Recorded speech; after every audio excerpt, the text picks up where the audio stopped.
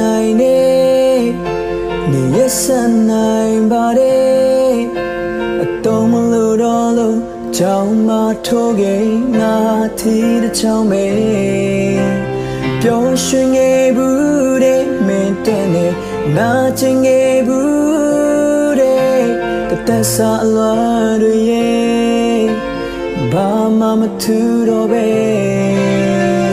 ဘဝမှာတစ်ခါတစ်ခါလောက်များငါတို့အခွင့်အရေးရှိခဲ့ရဲ့ရင်လိုမေးရနာမှာနာနေခြင်းတော့